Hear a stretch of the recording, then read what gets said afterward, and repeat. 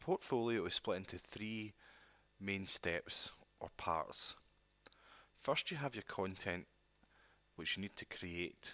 So you have various things like your profile content, any files you might use, some journals and other elements. And then you have the portfolio part, which is pages and collections.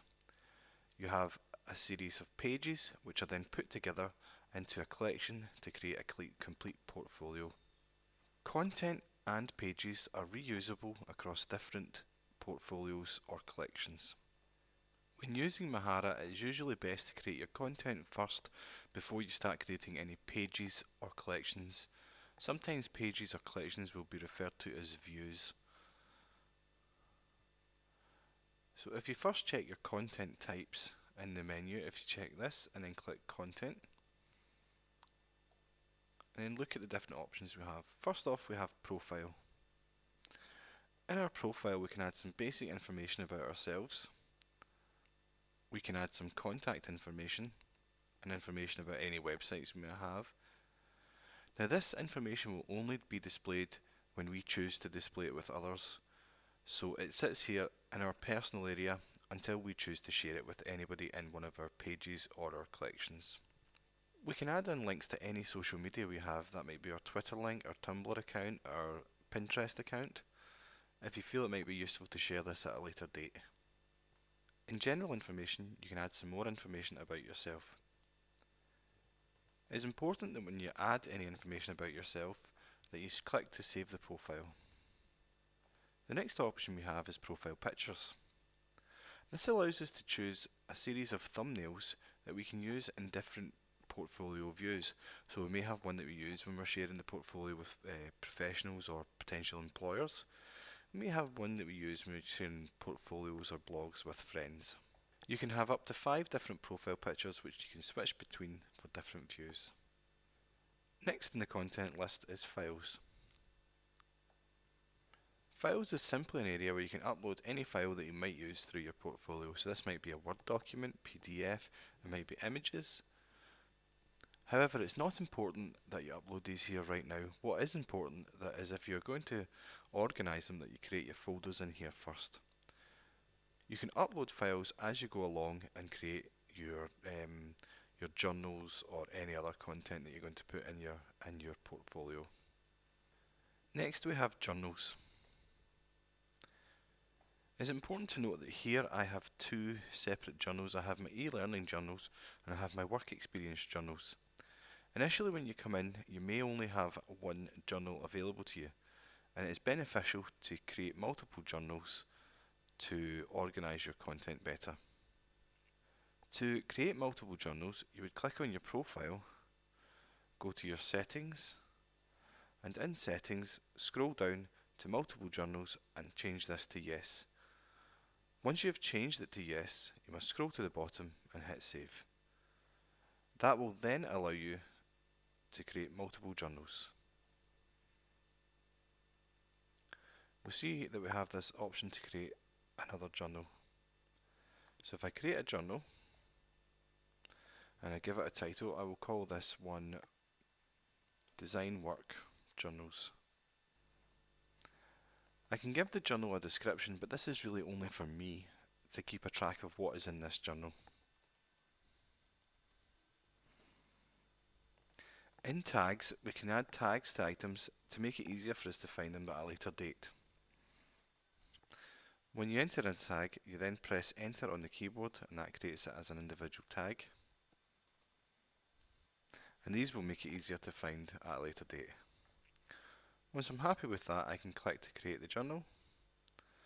I'll see now that I have 3 different journals. I have my design work journal, my e-learning articles, and my work experience journal. I can click on any of these journals to see the entries. Here we can see I've got an entry on blended learning, and I have an entry on the advantages of online learning. These are similar to blog articles, and it's probably the best way to think about them as blog articles. From inside the journal, I can create a new entry at any time by clicking the new entry button, and I will call this one the Flip Classroom. When creating journals, I have access to a range of different formatting options. So for example, here I can highlight this text and change the formatting type to a heading type. And I can do the same lower down, and I can give this the same heading type. I can also use the formatting options to create things like lists and links, and I can use it to insert images. Also, there is an expandable option here that will give me access to a range of other options to use. To insert an image in a journal, I'd simply click where I would like to insert the image, then click the Insert Image button, and I can do it from URL, but I can also upload my own image. So if I click the Image tab to expand this section, and I can use files that I've already uploaded, or I can upload a new file. When uploading a new file, I'll have to state that this is a file I have permission to upload, and then I will browse my computer for this file.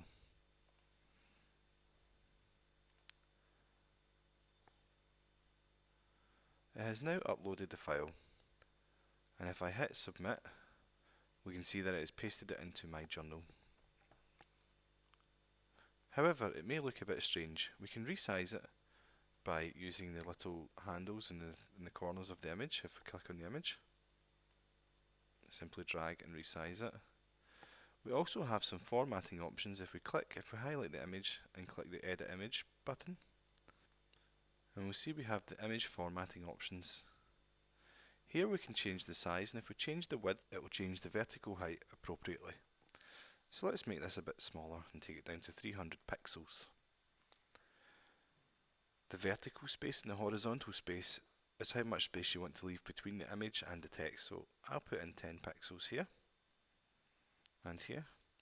And border width if you want to put a border around it. And this time I'm not going to put a border around, but you can insert a number to create the thickness of border. One of the most important ones is probably the alignment. So in the alignment, if I was to click right align,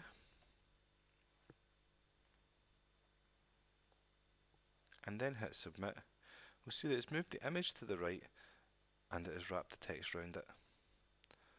And similarly, if I was to go back to the settings, choose the formatting options, and left align it, you'll see it's moved it to the left and wrapped the text around it. Let's move it back to the right where I preferred it. Change it to 300 again, and we'll align it to the right. There we go.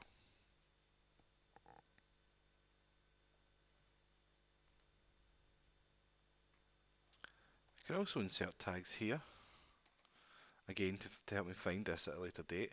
So if we just write the tag and press enter. In addition to this, we can attach files to it. Now these might be files that aren't so easy to display on a journal item, so something like a Word document might translate quite well. However, something like an Excel spreadsheet might be an additional attachment that's worth sharing with your readers. We can also keep the entry in draft until we're ready to share it. This is really only applicable if you've shared a complete journal in one of your views, which we'll deal with later on. And if you keep it in draft, only you will see that entry. And allow comments allows people to feedback and comment on your work, much like many blogs that you will see online. If I'm happy with this entry, I can now hit Save Entry, and I now have a new article in my e-learning section. Journals are probably going to be one of the most common types of content pieces that you use, and the technique shown in this demo with the inserting text and formatting the text is similar to any other content type that you might add. Other content types are your resume or your CV, where you can put in some basic information about yourself, such as your employment and education history, any achievements, additional achievements you might have had, and some goals and skills that you have acquired or wish to acquire, and then just some statements about your interest. Think of the resume as a CV, and much like the profile information, it's only shared with anyone that you choose to share it with and in any view you choose to share it in, so it's all private until you choose to share it. The other thing we have are plans. Plans allow you to create simple little checklists that you can display on any of your pages or collections, and they're just checklists that you can tick off as you go along to show progress.